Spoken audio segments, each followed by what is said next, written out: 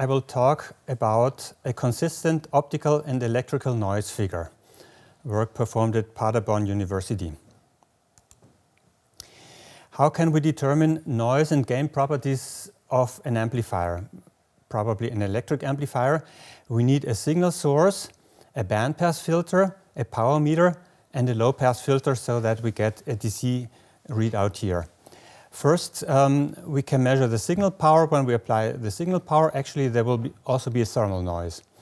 When we measure only thermal noise through this connection, yes, then we measure it from the source.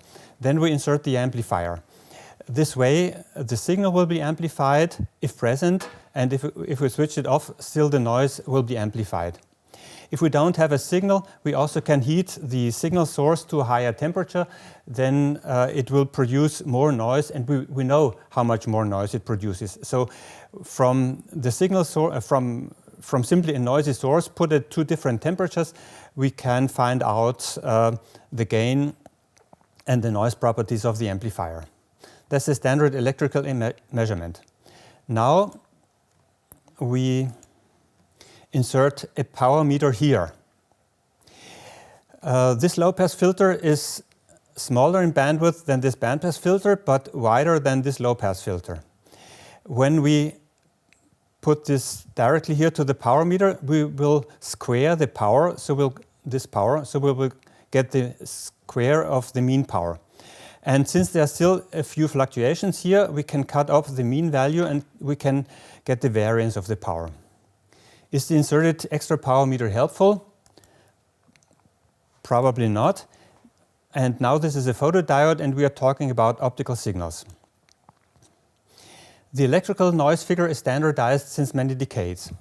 The traditional optical noise figure was defined in the 1990s for optical direct detection receivers. I call them DDRX. Problematic aspects in conflict with the electrical noise figures are as follows. The optical signals have in-phase and quadrature components like electrical signals. But an optical direct detection receiver suppresses the phase information. It detects only power. The power in the signal-to-noise ratio calculation is proportional to the square of the photocurrent in the optical direct detection receiver.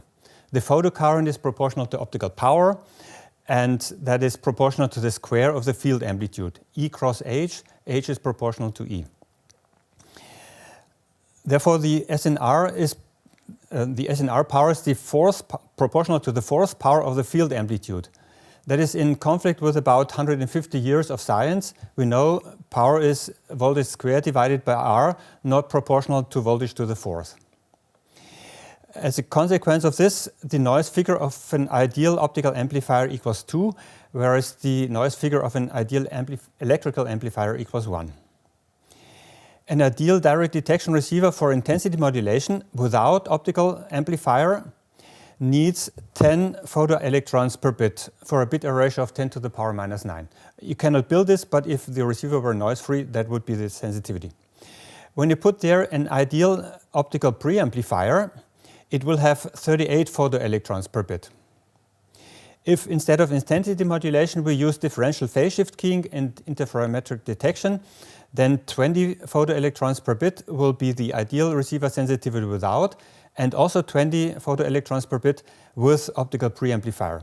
When comparing blue against magenta, I don't see a noise figure of 2, although I probably should. In the optical domain, we have a nonlinear direct detection receiver because it squares the field amplitude. We have non-Gaussian noise. The amplifier noise figure depends on power and bandwidth. In the electrical domain, we have a linear receiver, Gaussian noise, and constant noise figure. So that's a discrepancy. Unification of all prior optical noise figures with electrical noise figures is inconsistent and contradictory. After this introduction, I will review the electrical noise figure. I will review several optical noise figures and photoelectron statistics. With that, we can go on. We can calculate noise figures in linear or coherent optical receivers. We will compare noise figures and we will derive a consistent unified noise figure. For the electrical noise figure calculation, we need the available power gain of the device, the input signal power, the output signal power equals gain times input signal power. The one-sided physical bandwidth around the carrier frequency, this is the inverse of the observation or integration time. That's also the length of a bandpass filter response with this bandwidth. The noise input power is Boltzmann's constant times temperature in Kelvin times the bandwidth, or divided by the observation time, the thermal noise input power from the source. T is the source temperature. KT is the thermal noise energy in one mode, having two quadratures, cosine oscillation and sine oscillation.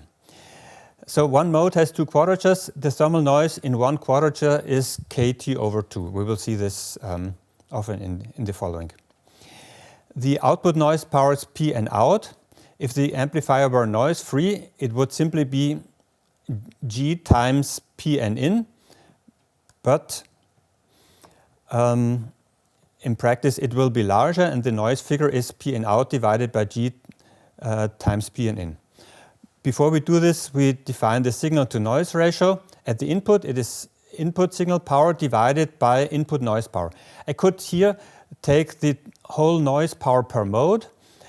I would get this with a Schottky detector, for instance, in the high-frequency domain.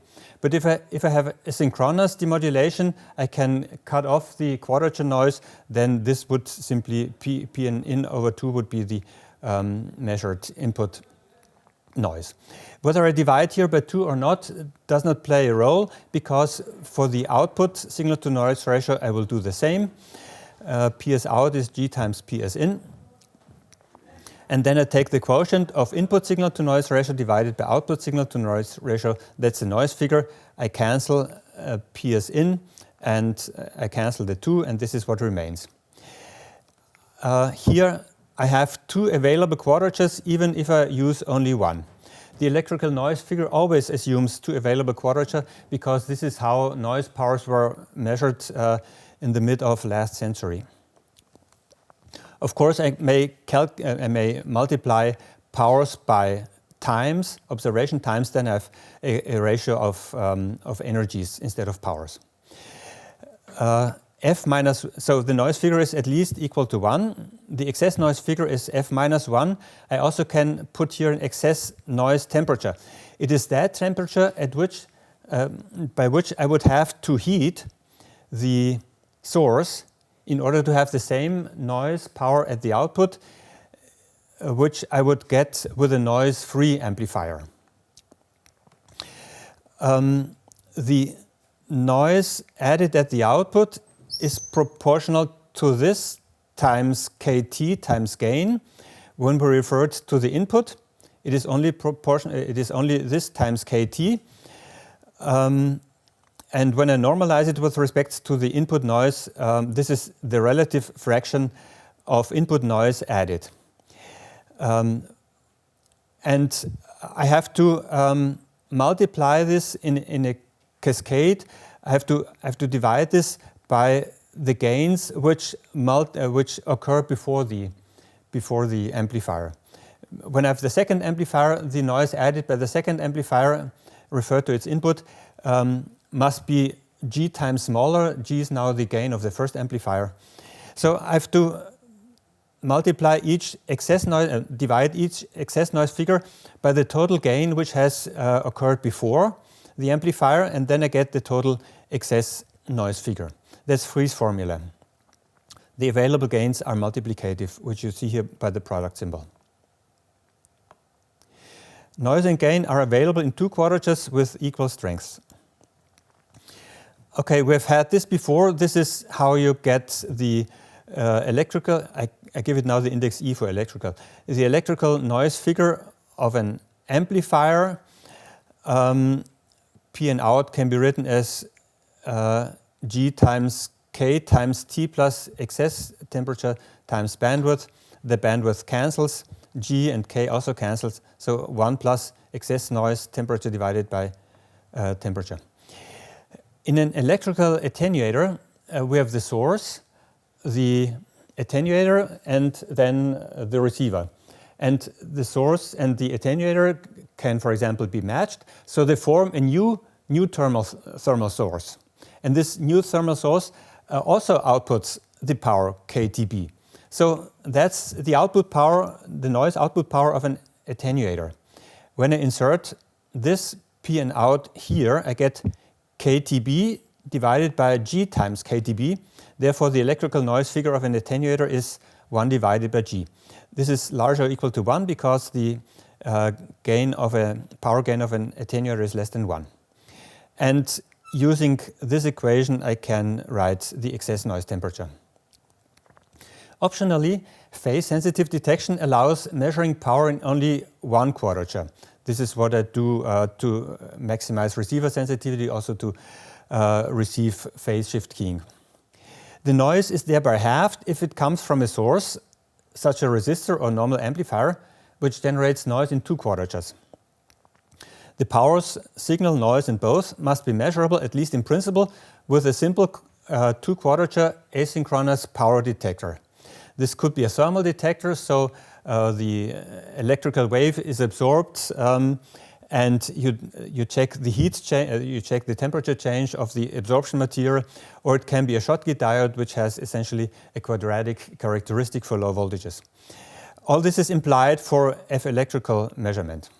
This means if you make a unified all-frequency noise figure, which shall have the normal electrical noise figure as its electrical limit case, then this unified noise figure must have two available quadratures like the electrical noise figure at all frequencies.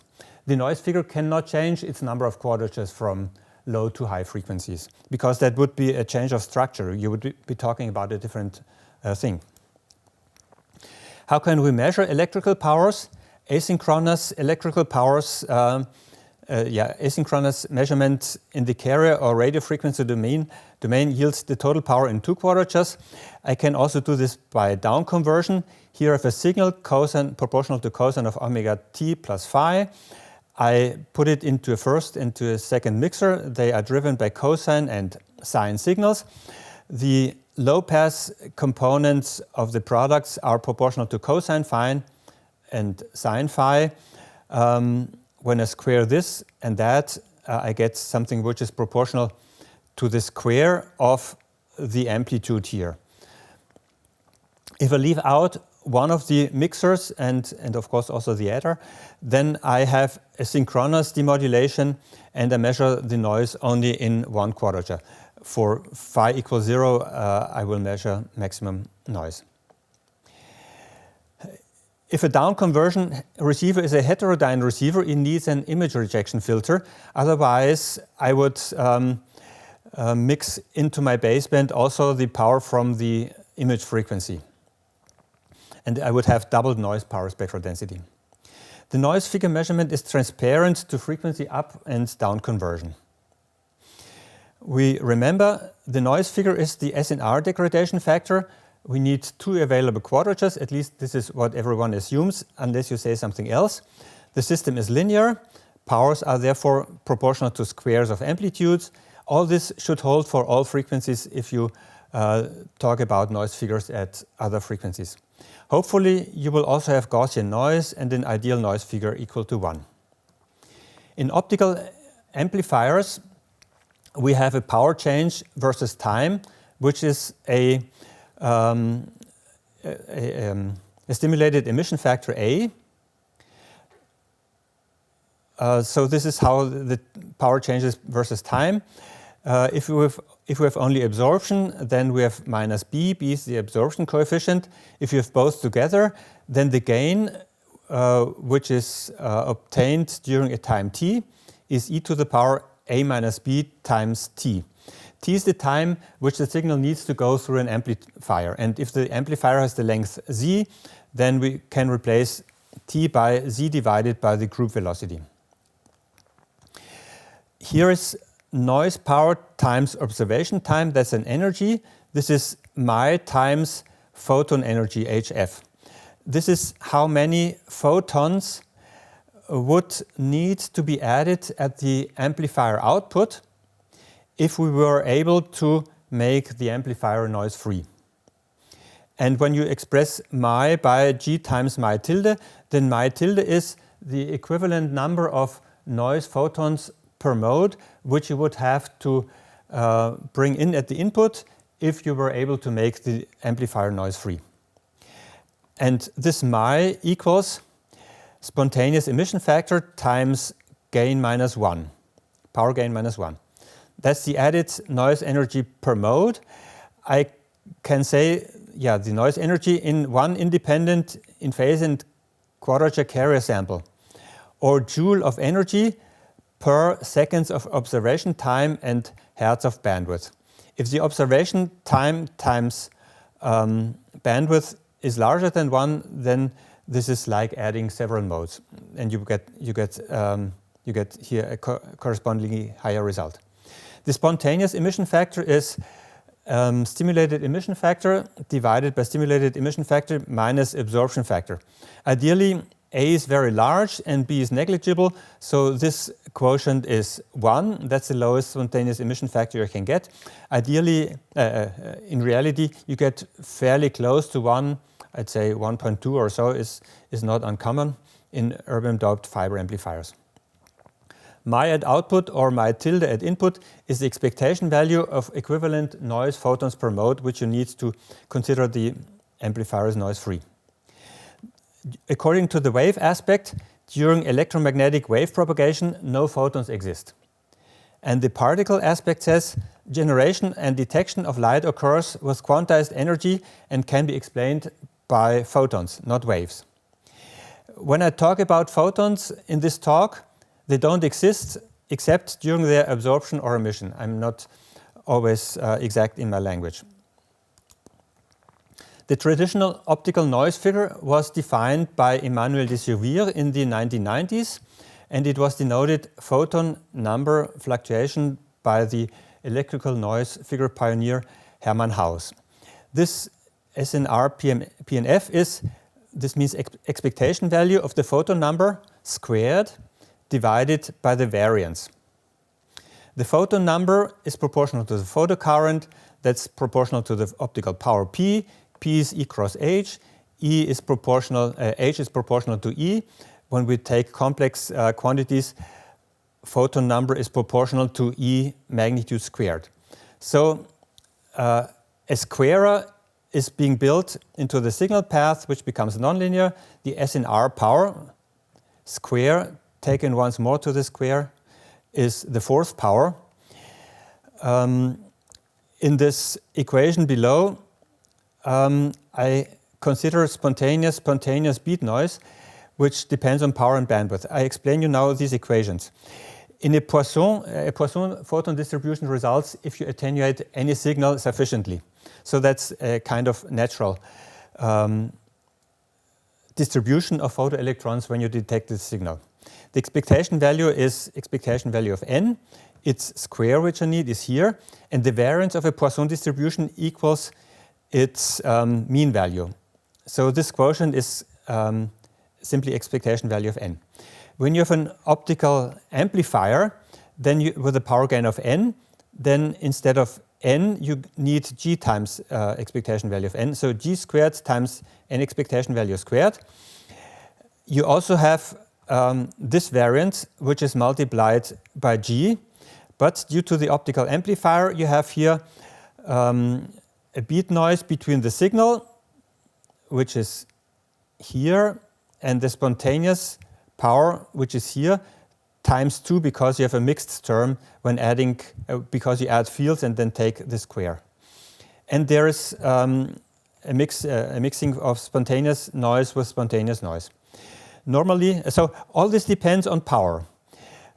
So that's unlike the electrical noise figure. And it depends only also on bandwidth, because this beating with the signal occurs only with the same mode as the signal, but when you have more noise modes, they cause additional spontaneous beat noise.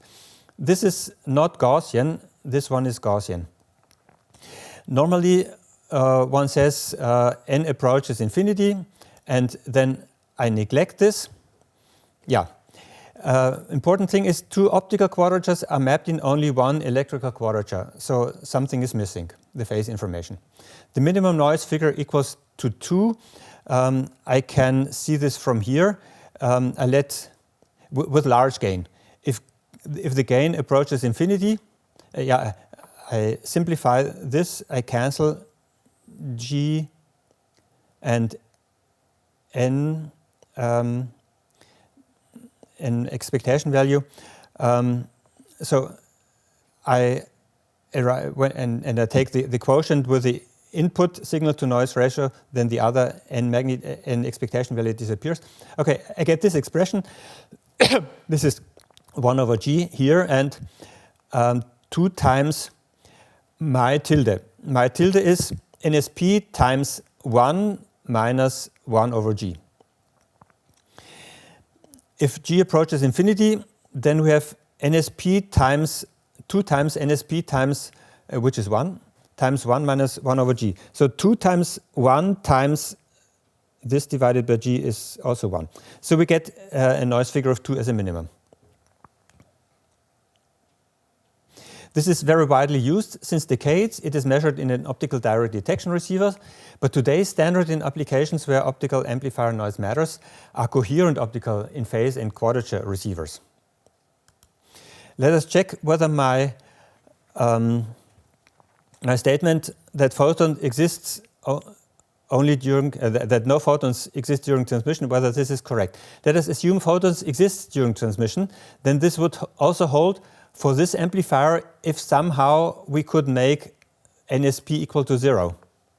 That would be a fictitious amplifier. We cannot build it, but the mathematics allow me to do this. So if NSP is 0, then the output signal to noise ratio is G times larger than the input signal to noise ratio. This cannot be. Not even a fictitious noise-free amplifier can do that. So we conclude the photons don't exist during transmission. But here we will rely on de Chauvier. I will also show it. There exists another noise figure, F amplified spontaneous emission, defined by noise figure pioneer Hermann Haus. It is 1 plus the equivalent number of noise photons per mode at the input. This is a linear system. It has 2 quadratures. Power is proportional to squared field magnitude, like for the electrical noise figure. But unfortunately, F Ase is not the SNR degradation factor in any optical receiver. So strictly speaking, F Ase is not an optical noise figure.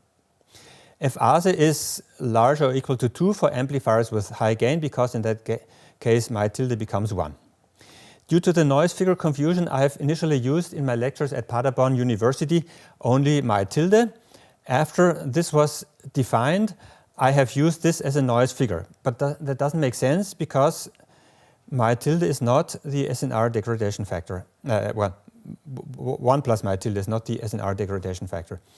We will find the right degradation factor in the following. Prior unified noise figures. Hermann Haus has standardized the electrical noise figures in the 1960s. Later, he was the first to bring up a unified noise figure from electrical to optical. Using thermal noise and quantum noise, he has generalized his 2 optical noise figures for all frequencies from electrical, where they seemingly shall become equal to the electrical noise figure, to the optical domain. One of his noise figures is FAS, fluctuation of amplitude squares, I call it. I don't understand the name, but I take his final definition. He says this is a linear measure. He has generalized this for all frequencies. And he obviously, and I will show this later, he obviously assumes 1 optical quadrature. But in the electrical domain, if FAS should be the same as F electrical, it will need 2 quadratures. So 2 quadratures would become 1 quadrature, which I cannot imagine. An AC RF signal must gradually become a photodetected D signal. This is also not imaginable for me. And where this transition occurs, this depends, the frequency is given here. So when we heat something or cool, the transition where this becomes this must also change. So very difficult to imagine. If one does the same generalization with the traditional noise figure in the version for large input power, then one has the same mathematical expression as FFAS, so therefore also the same problem as here. And for rising frequency, the linear system must gradually become nonlinear. The second power must gradually become a fourth power of amplitude. Hermann Hauses also generalized his F-Ase, but since F-Ase is not the degradation, is an R degradation factor in any optical receiver, there is no point in generalizing it. All above, for rising frequency, ideal noise figure at gain equals infinity or approaching infinity must go from 1 to 2. When I look at the red parts, I see all prior optical and unified and generalized noise figures violate systematics of the electrical noise figure or linearity requirement or technical function. Now I go to photon statistics. How many photons can be detected behind optical amplifiers or attenuators? Using these two simple equations, I will derive properties of optical noise, also including fields, although there is no field contained here. This says, if I have n-1 photons that could be detected, the probability of going from n-1 photons to n photons is the number of these available photons times the stimulated emission factor plus the spontaneous emission factor. And all this multiplied by dt, by a small time delay approaching 0. And the probability of, when I have n+1 photons, the probability of going to n photons is the number of available photons times the absorption coefficient times dt. Since I let dt approach 0, I can, in this interval dt, consider the probability of multiple transitions as 0. I can neglect it against the probability of single transitions. And the probability that if I have n photons, that this stays the same is 1 minus these two probabilities. Now I say here, the probability of having n photons at time t plus a small dt is the probability of having had already n photons times the transition probability plus probability of having had 1 photon less times this transition probability plus probability of having had 1 photon more plus the transition probability to 1 photon less to n. When I insert these equations, I obtain the master equation of photon statistics.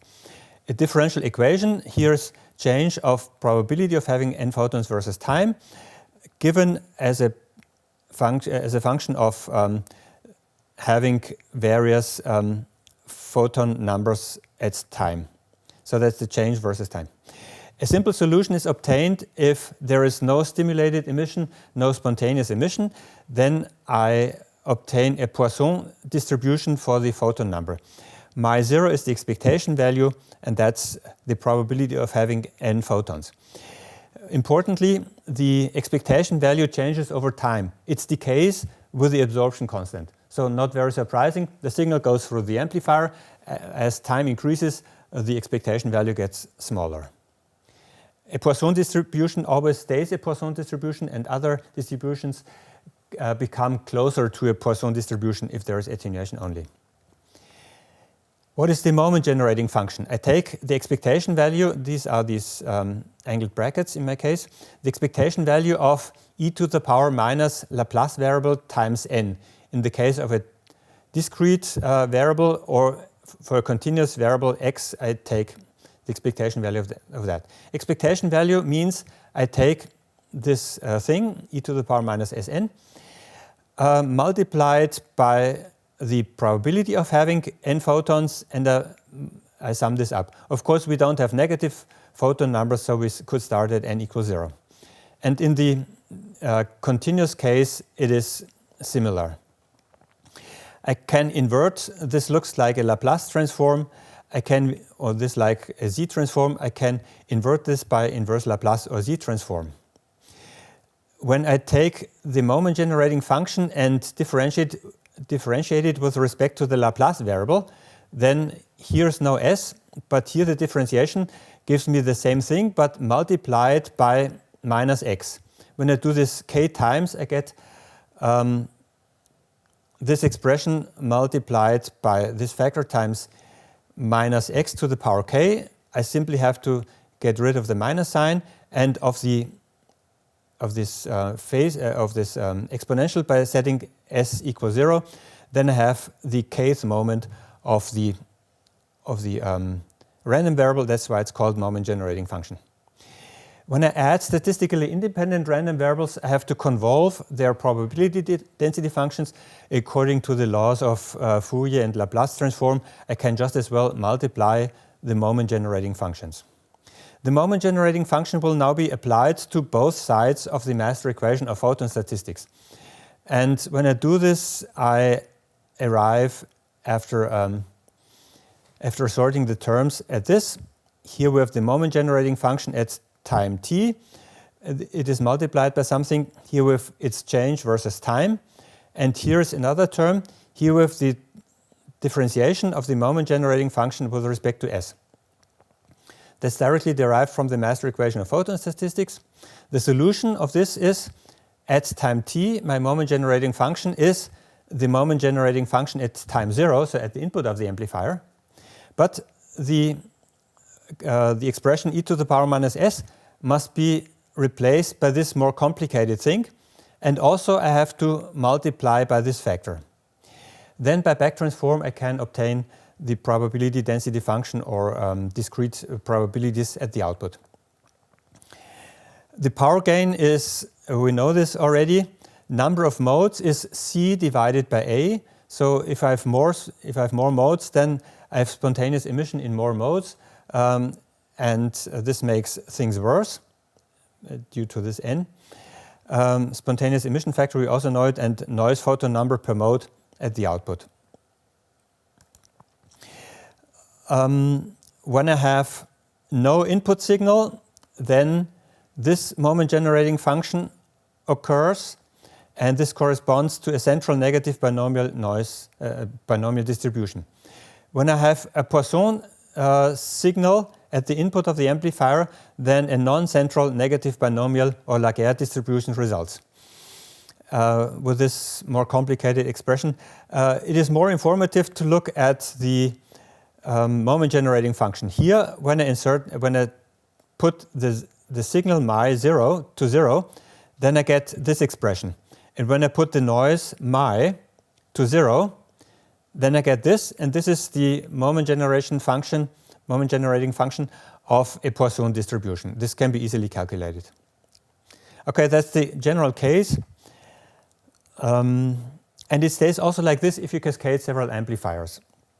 Only it gets only the numbers here gets different, but the structure is the same. Okay, Poisson transformation and normalization. Assume that the probability density function distribution of the photon number n can be expressed by the so-called Poisson transform of a continuous non-negative random variable x. For example, x is a Dirac function. It is only one fixed intensity. And this integral then results in this function, and the intensity value will be the mean value of the Poisson distribution, which I obtain. If I have a fixed signal power, a Poisson distribution results from this integral, because the probability density function of a fixed intensity is just a Dirac function. If you switch between two intensities, for example by modulation, then you will superimpose two Poisson distributions. And if this changes, if this has a broader probability density function due to optical amplifier noise, then you will superimpose an infinite number of Poisson distributions. For gain approaching infinity, the mean intensity becomes larger and larger, and therefore no limit of P of n will be found, because the mean photon number scales with the gain. But I can now introduce x tilde. I will call this input referred intensity. It is intensity x at the output of the amplifier divided by the gain. And this has a probability density function which depends only weakly on the gain. If the gain changes from 1 to 2, it changes a lot. From 2 to 4, it changes less. And from 4 to infinity, it changes even less. Okay, this is a transformation of random variables. Px times dx must be px tilde of x tilde times dx tilde, equal probabilities. Since I have this algebraic relation, px tilde of x tilde is g times px of x. For x, I insert x tilde times g. And when I do this here, I find this modified Poisson transform. I take the moment generating function of my photon distribution with these probabilities, but instead of e to the power minus s, I divide the Laplace variable s by the gain g. After some simple manipulations and using this equation, I find that the result here is the moment generating function of my normalized intensity x tilde. And from that, I can obtain x tilde, the probability density function by back transformation. These are the, when I take these distributions and do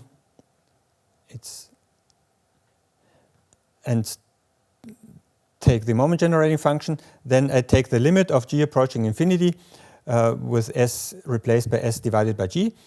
Then we get the moment generating functions here, and these probability density functions of a intensity which is now continuous. You have almost infinite gain, so you have an almost infinite number of photons, and now you scale this down as if the gain were 1. So there's not one photon difference, there is 1 over g is the difference. And g approaches infinity, so you have a continuous function.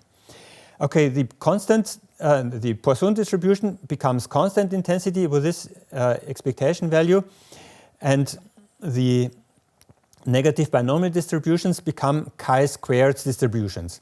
Chi-squared with 2n degrees of freedoms. Here again, I can put my 0 tilde to 0, then it becomes this, or I can put my tilde, that's the input referred noise photons per mode, to 0, then I get this.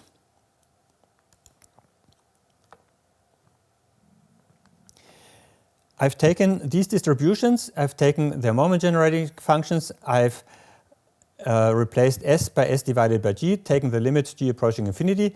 This has given me moment generating functions of an input referred intensity x, and by back transformation I obtain px of x. Since g becomes very large, or infinity, shot noise cannot play any more role. So I've eliminated shot noise, and I've also normalized with respect to g. I can go the other way around. When I insert this normalized, the probability density function of the normalized input referred intensity into the modified Poisson transform, then I undo the normalization and I add the shot noise and I get these distributions again.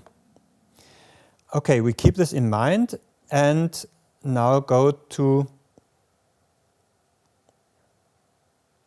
a direct detection receiver. We assume independent zero mean Gaussian noise variables with equal variances. The bandpass filter has a rectangular impulse response. This is the impulse response of the bandpass filter. This is an idealization of a real bandpass filter which may have this impulse response. This is a fast oscillation at 192 terahertz in the optical domain, and with this envelope or this. Okay, this is approximated by that. And here we have a signal.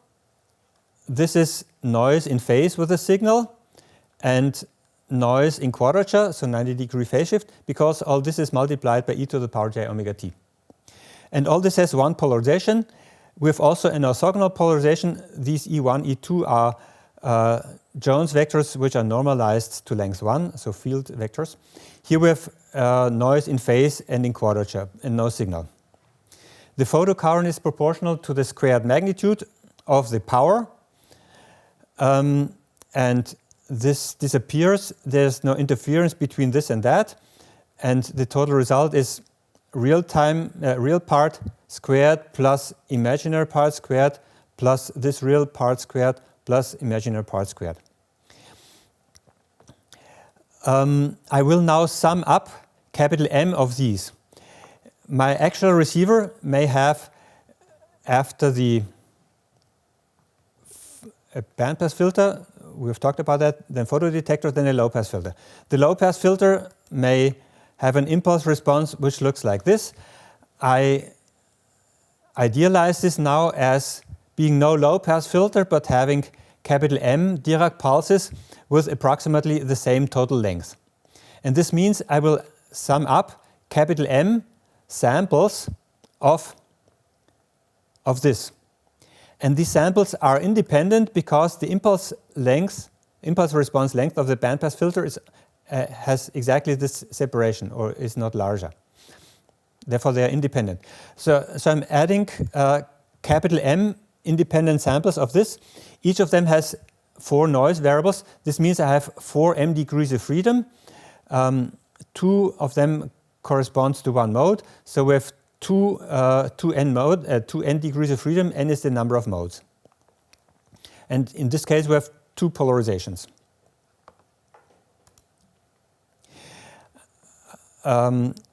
Here, this is what happens to the field if I have a non-return to zero input signal with this envelope, and I put this through this bandpass filter. Then I get a field which has this envelope, and then I go to the photodetector. The photocurrent is proportional to the square of the field, so it changes like this, and this low-pass filter, this electrical filter, will add these 4 samples, and all of them are independent. We've seen signal and noise together have a non-central negative binomial photoelectron distribution. This contains optical amplifier noise and shot noise. For gain approaching infinity, shot noise of detection becomes negligible. We get a non-central chi-squared intensity distribution. Its noise is only optical amplifier noise. On the other hand, we've seen that in this amplifier with field noise,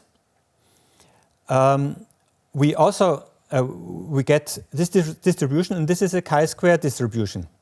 So we get the same thing. And the only possible interpretation is only optical amplifier noise is the same as Gaussian field noise in phase and in quadrature, as we have seen here, and in each mode. So amplifier adds Gaussian field noise in phase and in quadrature, that's the wave aspect, and detection adds the shot noise, that's the particle aspect. I've shown this now in this foregoing consideration. This avoids contradictions. For example, I could not explain interference if I said photons propagate during transmission, because depending on the phase of the added photon, I can get many more photons or many less. That cannot be explained. Then photons would be no particles if they have wave aspects or wave properties. Also, when I have, say, a very weak signal pulse, which I say contains 1 photon, then I subdivide in several paths, and then I recombine them. This means I would have in each path a subphoton energy, which is also in conflict with the definition of photon having a defined energy. Okay, I think this is the easiest way, these 2 statements are the easiest way to avoid contradictions. And this way we can derive an optical noise figure which characterizes noise completely, an optical noise figure. The known noise distributions allow calculating the bit error ratio exactly. For instance, the sum of squares of independent Gaussian variables gives you a chi-squared variable, and this can be evaluated. This is more exact than using the Gaussian approximation in the traditional noise figure. All signal spontaneous and spontaneous beat noises taken together. It is approximated by one Gaussian distribution, and this is not as exact as when you evaluate the chi-squared distribution. The field noise occurs, as we have seen. Amplifier adds Gaussian field noise. So the amplitudes must be considered, not a kind of power amplitudes. Therefore, we need linear receivers, and coherent receivers are linear in amplitudes. Here we have a coherent receiver. This is the optical input. This may be behind an optical amplifier. And here's a local oscillator laser. It has a constant field, a strong field with a strong local oscillator power. The frequency is the same as the input signal, and the polarizations are also the same. So here is a strong signal, here's a weak signal, and each of them is split, so the power is halved. And here in the coupler, the power is again halved. Each of the photodiodes gets 1/4 of this power and 1/4 of this power, but the fields interfere. The fields are proportional to square roots of powers. So here it is simple. I simply say power equals squared magnitude of field. Of course, this is not a field with a dimension volt per meter. It is my redefined field with dimension square root of watt. Okay. The signal power, this would look like this. If I had the transmitter here, the signal power has been amplified by the gain, that is clear, and the noise power is also amplified by the gain. The noise power has an in-phase variable with variance 1 and a quadrature variable. So the power here plus the power there is 1, and 1 times half the noise power gives simply the noise power. That is correct. The photocurrent is responsivity times power. Ideal responsivity is electron charge divided by photon energy. The optical signal is here down converted into the baseband. The local oscillator should have the same frequency, but not necessarily. Then this and this signal are in a complex plane and they rotate slowly, and I can track this. Anyway, you see you have two available quadratures, this and that. Here I have one extra lambda quarter path length difference. This means when signal and local oscillator interfere in phase here, they interfere here in quadrature. The coupling through the coupler has 90-degree more phase shift than this. So for convenience, I've put here a 90-degree phase shift in the local oscillator. The baseband I&Q receiver is not mandatory. I also could have a heterodyne receiver with image rejection filter. And the optical spectrum is converted into the baseband. The electrical bandwidth is half the optical bandwidth.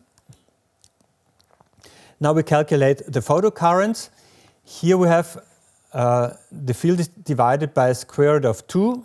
Here once more, divided by square root of 2. So it is divided by 2 in total. And this j here is multiplied by j minus j because of the is multiplied by minus j because of the coupling. So I get ELO here, but it's divided by 2 because power split by 4 until here. So ES over 2 plus ELO over 2 is the field at the first photodiode. I square the field magnitude multiplied by the responsivity, and I get this expression. Here in the first parenthesis, I have the squared magnitude of the signal field. Then I have a mixed term between this and that, which is here, and the local oscillator field squared magnitude alone. All this is 1/4 because only 1/4 of the power gets here. In the lower photodiode, this has extra 90-degree phase shift, and this has 90-degree phase shift less. This means when I consider the phase relation of this and this, they are no longer in phase with a plus sign, but they have 180-degree phase shift. for simplicity, I put a minus sign here.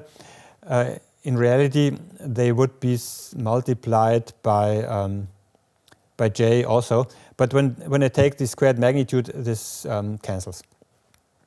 Okay, when I put the minus sign here, then I get the photocurrent in the lower photodiode, and then I get a minus sign here.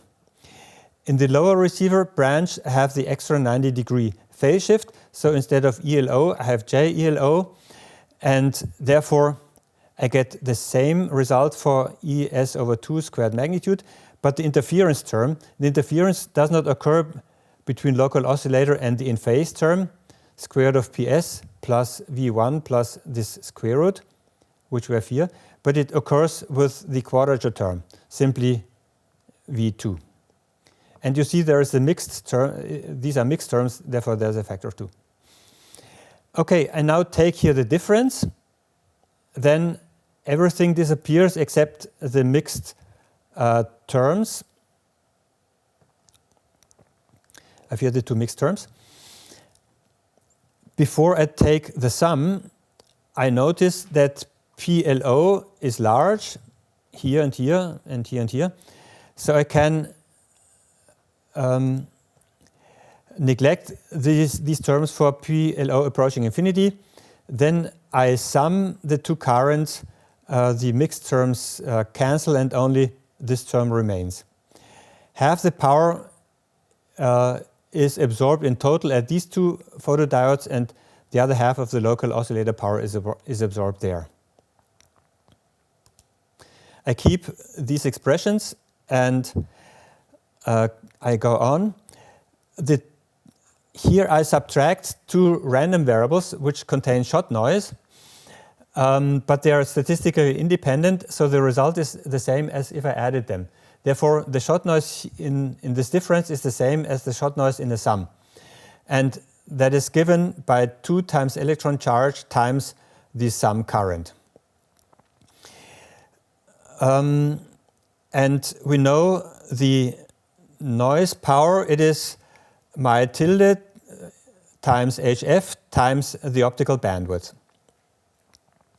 For the SNR calculation, I take either the noise in one mode or, that's how I do it always, I take it in one quadrature.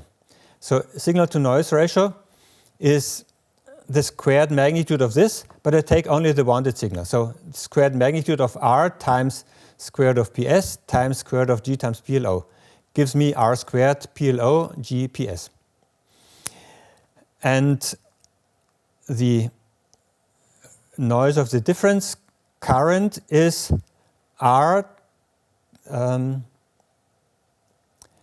here's the mixed term, the difference current, R, I need to square R, I get R squared times G times PLO, that's what I find here.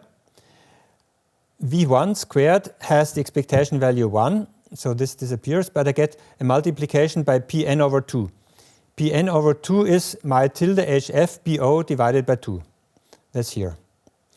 And I also need the shot noise variance 2E times the photocurrent, which is R times PLO over 2. 2 divided by 2 is 1. And this has to be multiplied by the electrical bandwidth only, because here we are in the electrical domain, the shot noise. I divide by R squared everywhere. E times R divided by R squared is simply HF. And B electrical is 1/2 times B optical, so I get a division by 2 if I place here B optical. And 1 over B optical is replaced by a multiplication by tau. I also cancel PLO and G, then I get this expression. This is my input signal to output signal to noise ratio. I keep these expressions only to insert G equals 1 when I have no amplifier, and my tilde is 0. Then I get simply PS times tau times HF over 2. Input signal to noise ratio, divide this by that to obtain the optical noise figure in phase and quadrature. My tilde plus 1 over G. I can express this also by the spontaneous emission factor. And I can rewrite this. This expression can be put into this. NSP is larger or equal to 1. So the noise figure is larger or equal to 1. This optical I&Q noise figure obeys the usual electrical noise figure definition. It is the SNR degradation factor. The powers are proportional to squares of amplitudes. We have two available quadratures. The thing is linear. Ideal noise figure equals 1. And we have pure Gaussian noise. I can convert this into the traditional noise figure and vice versa with simple algebraic equations. If the gain approaches infinity, then FOIQ is simply half the traditional noise figure, or 3 decibel less if expressed in decibel. How can we measure all this? Take first a signal source and an amplifier, bandpass filter, power meter. We will measure the amplified signal power, and the amplified noise power will also be gain times 2 polarizations, because the amplifier is polarization independent, at least usually, unless I insert the polarizer, then P equals 1. Okay, gain times number of polarizations. In each polarization, we have this noise power when referred to the input. Mi times tilde would be the photon number per mode added at the output, the noise photon number. Mi tilde is at the input, and mi tilde times HF is an energy. Energy times bandwidth is my power. Okay, this is with signal. When I switch the signal off, I must take care to keep the same gain and same number of equivalent noise photons per mode. I can do that if I load the amplifier with extra optical signal power at other times. So I put in here signal power, and then I switch off the signal only a short time, and before the amplifier has time to change gain and mi tilde, I measure the noise power. Or I put in here signals at a different frequency or with orthogonal polarization. Then I can measure this alone. The difference of these gives me G times PS. I can also measure PS alone. Then I have the gain. And with the gain, I can take this expression. I divide it by the gain. I divide it by the known number of polarizations, by the known optical bandwidth, by the known photon energy, and I have mi tilde. With G and mi tilde, I can calculate the optical in-phasing quadrature noise figure and also all other noise figures. How is it for a true homodyne receiver? This has no splitting here. The heterodyne, the I&Q receiver has 2 available quadratures because it has the splitting here. But now I take away the splitting and I have only 1 available quadrature. So I've obtained this expression. Before that, ES and ELO were divided by 2, and this gave me an expression mi tilde plus 1 over G. But now there is less splitting. The local oscillator power is no more split, the signal power is no more split. So everywhere where there was PLO and PS, I must insert twice the values. And also for the noise power, because the noise power is also not split. These 3 don't show up, but Pn is proportional to mi tilde and to NSP. So mi tilde still shows up here, and mi tilde also contains NSP. In this result, I simply have to replace mi tilde by 2. Then I have the in-phase noise figure, the optical noise figure. The noise figure is in a homodyne receiver. And this is identical with Hermann Hau's FFAS and with Fpnf. The Fpnf has a direct detection receiver which outputs only 1 quadrature with a nonlinear function, but that's another issue. And FFAS is said to be linear, so it must also be a homodyne receiver. Here I can say this is at least equal to 1. If amplifier gain is close to 1, then the noise figure can be 1, but if amplifier gain approaches infinity, then the noise figure is 2 or higher. Noise figure of 2 does not mean the optical amplifier is special. It means the receiver is special. It has only 1 quadrature. In electrical domain, we are used to having 2 quadratures. And 1 quadrature is not everything which is needed. A there is detection noise. If the noise came from the source, one quadrature wouldn't be a problem. But since we have detection noise, this minimum noise figure is 2 for high gains. Without optical amplifier, the true homodyne receiver is twice as sensitive as the I&Q receiver because there is no power splitting. But with an optical amplifier having large gain, output power splitting, like in the I&Q receiver, cannot have an SNR effect because infinity divided by 2 is still infinity. So behind the amplifier, the homodyne receiver must have the worst sensitivity of the I&Q Rx. This explains this factor of 2. The amplifier halves the homodyne signal-to-noise ratio. Interestingly, phase-sensitive degenerate parametric optical amplifiers pass only one quadrature, and they have an ideal homodyne noise figure of 1. And the I&Q noise figure is even 1/2, because the I&Q receiver sensitivity is doubled to be the more sensitive homodyne receiver if I have a phase-sensitive amplifier before that. What must the structure, what must the noise figure look like which fulfills Friis' formula? Generally assume we have a source, and its source noise is modeled here by a noise source N source. Then we have the amplifier with gain G. The amplifier adds noise NA.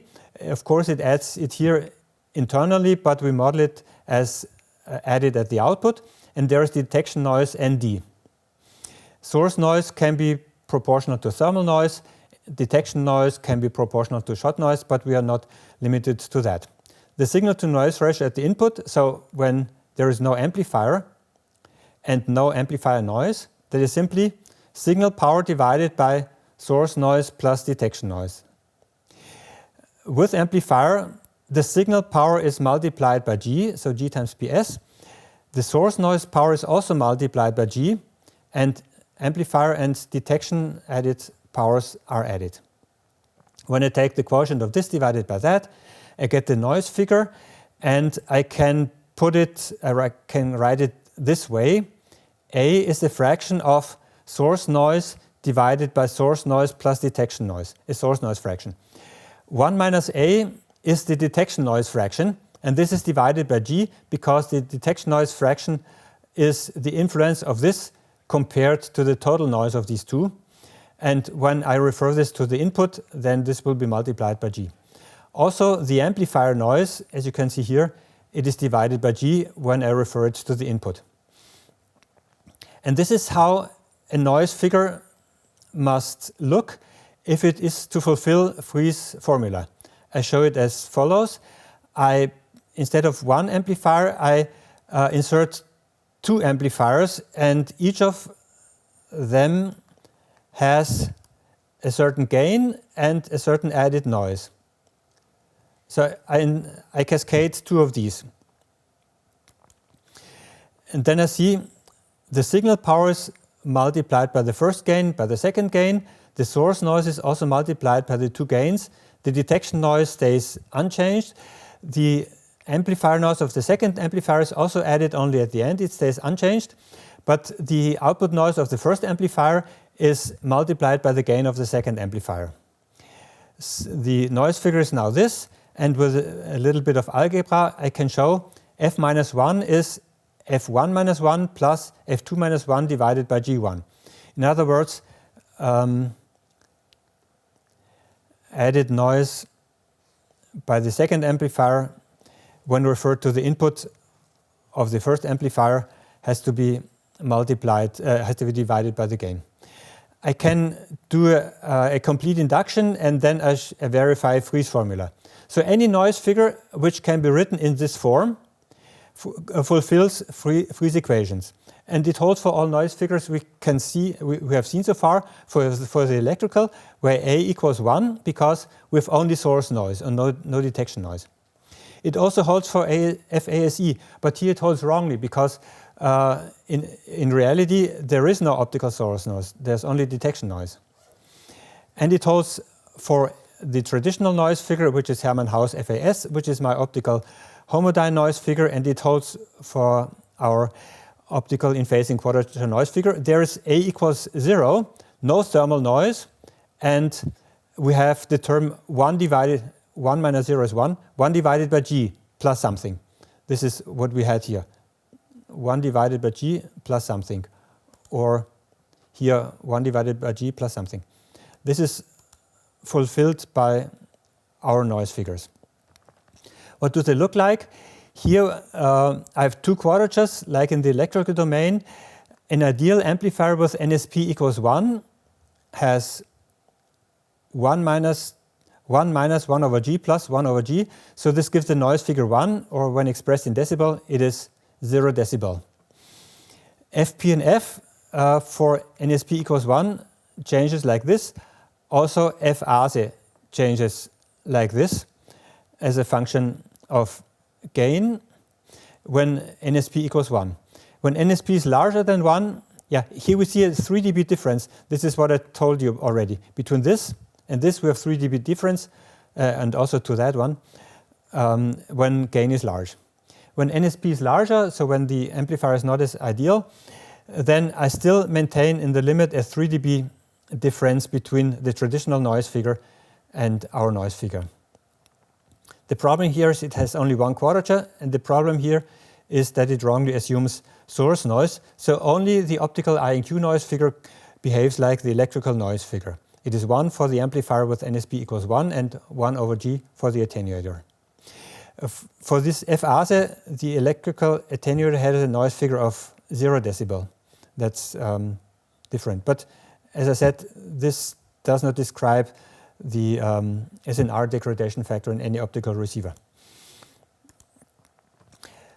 In this table, I compare noise figures, electrical noise figure here, with optical in-phasing quadrature noise figure, and the traditional noise figure, and other noise figures have the same expression, and Fase.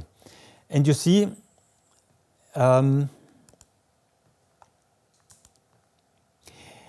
Fase is not the SNR degradation factor, so it cannot be used. And for these, we have only one available quadrature, so it also cannot be used because the number of quadratures cannot change as a function of frequency. And for Fpnf, in addition, it is not linear. So these two lines cannot be used because of this, but here we have exact correspondence, so Fe can be matched with F optical in phasing and Q. Both have two quadratures and are linear, and so forth. Here's the so-called noise measure. It can be calculated from the noise figure, and to minimize the noise figure of a cascade, you must order the amplifiers in the order of ascending noise measure M. Only FOIQ matches conceptually with the electrical noise figure. Our considerations have shown the ideal optical noise figure, which you can obtain at large gain, is the number of available quadratures in amplifier divided by the number of available quadratures in receiver. I've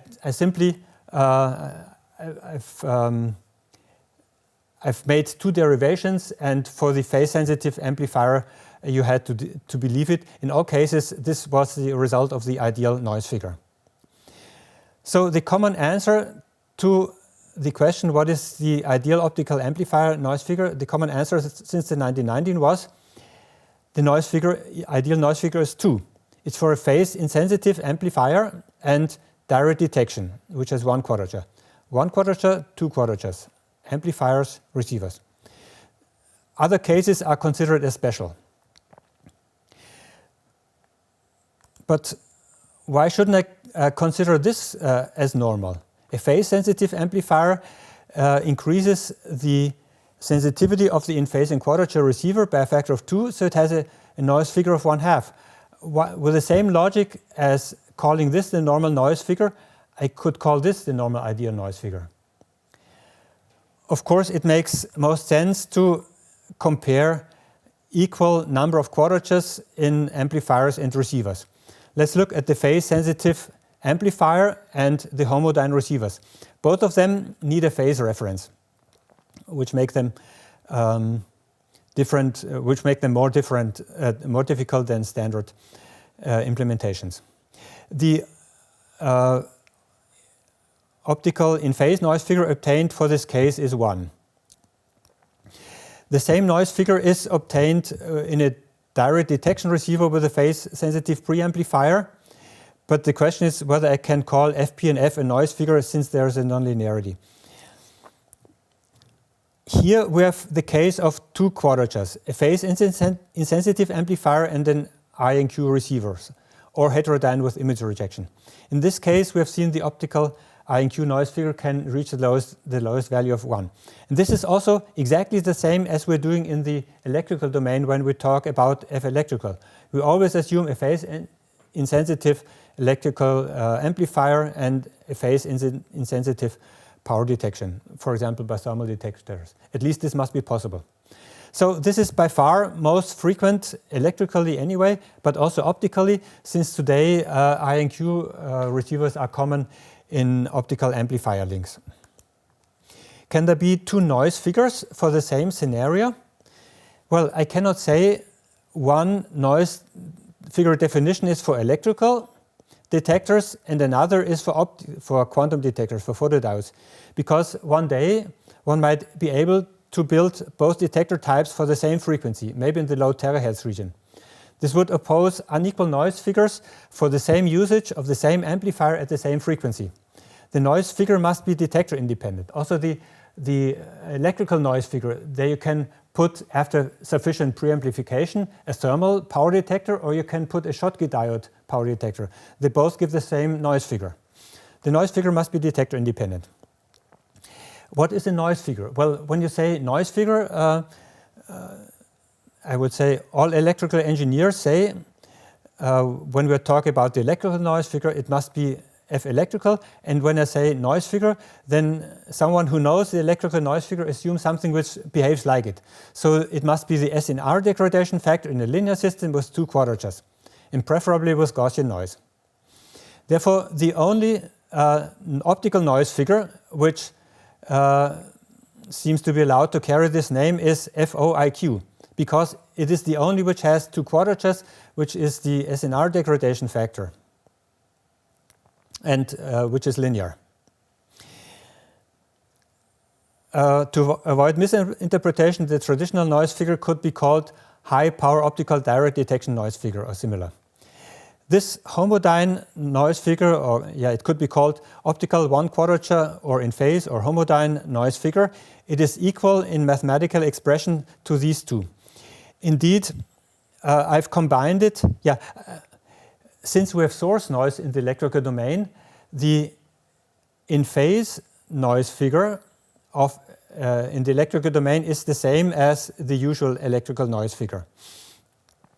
I've combined the noise from here with the noise from there to form a one quadrature noise figure. This is not shown here. The result is equivalent to Hermann Hau's unified noise figure. But since he says this, since he at least suggests that this is identical to the electrical domain, it should have two quadratures in the electrical domain. And by seeing that these two are the same, it must have one optical domain. So FAS seems to change the number of quadratures as defined in a publication, which is impossible. There's also an interpretation difference. I will come to this later.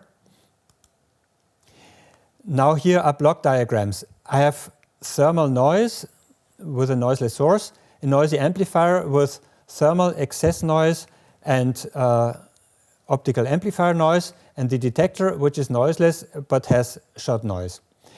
Since noise signals are independent and everything is linear, I can push these sources through the amplifier to the input, where they are all added. But when I push them through the amplifier, they have to be divided by the gain, because when I put them here at the input, they will subsequently be amplified to give exactly these values.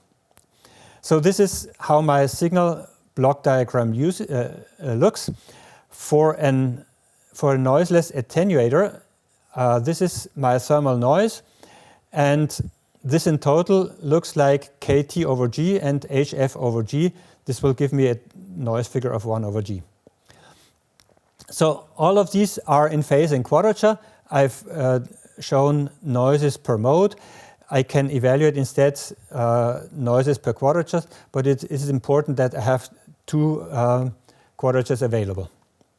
Upconversion from electrical to optical is possible with an optical in phase and quadrature modulator, or with a dual sideband modulator and a filter for one sideband. Down conversion is also possible from optical to electrical with an optical in phase and quadrature receiver or a heterodyne receiver with image rejection filter. By the way, it can also work with optical nonlinear crystals and shift to another optical frequency. Now I calculate the SNR in the presence of thermal and optical noises to derive a consistent unified noise figure in phase and quadrature. We add the noises, electrical noises and optical noises for all frequencies. So this is what we had before. These three terms, we had them for SNR optical in phase and quadrature, and now I have to add the electrical noise variance from thermal noise. The thermal noise energy at the input of the amplifier is kT times B, and after amplification it is multiplied by the gain G and multiplied by the electrical noise figure E. Only half of this noise power is in phase with the signal, so I divide here by 2, like I've done also for the other terms, for this term. And the signal power, the amplified signal power G times PS is multiplied in the I&Q receiver by R squared PLO. So by R squared PLO I must also multiply this, which is done here. This is the ratio of powers in the I&Q receiver with quantum detectors. When I cancel R squared times PLO, then I would have the power ratio in an electrical I&Q receiver. So the detector type does not matter as long as it is usable in a linear I&Q receiver. Next, I divide by G, so this disappears here, and I get a 1 over G here.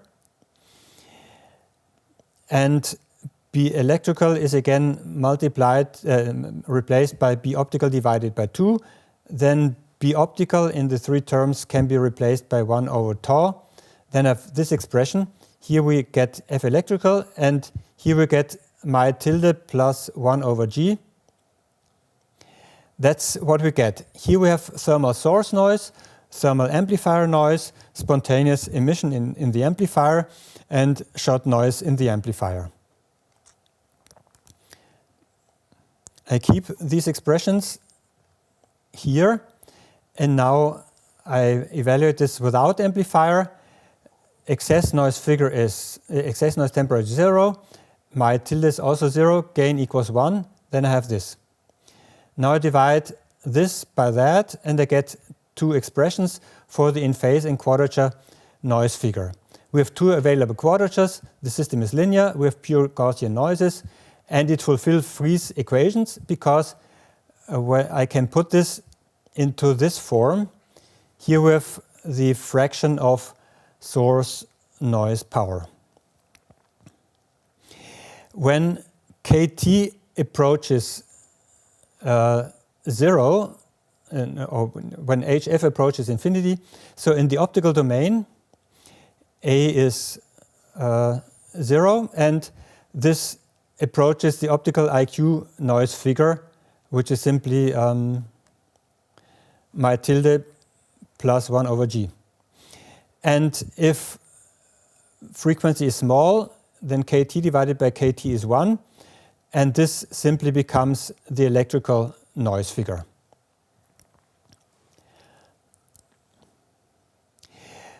I don't need to know F electrical and F optical when I measure at some other frequency. I also don't need to know Tx and my tilde. I simply can measure noise powers and then determine this signal to noise ratio and let it be divided, divide this by that. Then I have the Fiq. That's the measured SNR degradation factor. But I can say K times Tx plus my tilde times HF is the total added noise. Hermann Haus in this noise figure FFAS, which works for only one quadrature, although it's meant to be for two, he says Tx is 0 and we put all noise into my tilde. This is possible. Simply make this smaller and make this larger. Then you have the same total noise. In the attenuator, I have a bit of difficulties in that. When I put excess noise temperature equals this, we've seen this in the very beginning of the talk, then T plus T divided by G minus T, this and this together, this is simply T divided by G. And when my tilde is 0, this is 1 over G. So this is 1 over G, this is 1 over G, the result is also 1 over G. So when does all this matter? At 300 Kelvin, the crossover between thermal and quantum domains is at 6 terahertz. This is quite a bit away from our current world. But when we cool down to 4 Kelvin, the crossover is at 80 gigahertz. And here's a recent publication, 60 gigahertz, temperature 4 Kelvin. So this must have been heavily influenced by quantum noise, and we would need this noise figure to describe it. In summary, we have seen all prior optical and unified noise figures are in conflict with the electrical noise figure Fe. A noise figure without special name is expected to be the SNR degradation factor in a linear system with two available quadratures and probably Gaussian noise, like F electrical. The only optical noise figure which fulfills this is the optical I&Q noise figure FOIQ. It is larger or equal to 1, like the electrical noise figure. Coherent in-phase and quadrature receivers are linear field sensors that linearize the quadratic field behavior of the photodiodes. Heterodyne with image rejection is also fine. At high gain, the optical I&Q noise figure is 1/2 the traditional noise figure, or 3 dB less when expressed in decibel. The electrical and optical in-phase and quadrature noise figures are just limit cases of one unified noise figure for all frequencies. Quantum noise, or Fiq, plays a role in today's electronics at low temperature. The in-phase equivalent of the in-phase and quadrature noise figure is the in-phase noise figure, a limit case of the unified FFAS. So FFAS must be a 1 quadrature noise figure, and its other limit is Fe for 1 quadrature, not the expected 2 quadratures. Information conveyed by the full traditional noise figure of a specific receiver can be obtained more accurately from FOIQ. There I get Gaussian noise. When I square this, then I have chi-squared distributions, and I can evaluate this exactly. And it's worth remembering, optical amplifier adds Gaussian in-phase and quadrature field noise, the wave aspect. Photodetection adds shot noise, that's the particle aspect. Thank you for your attention.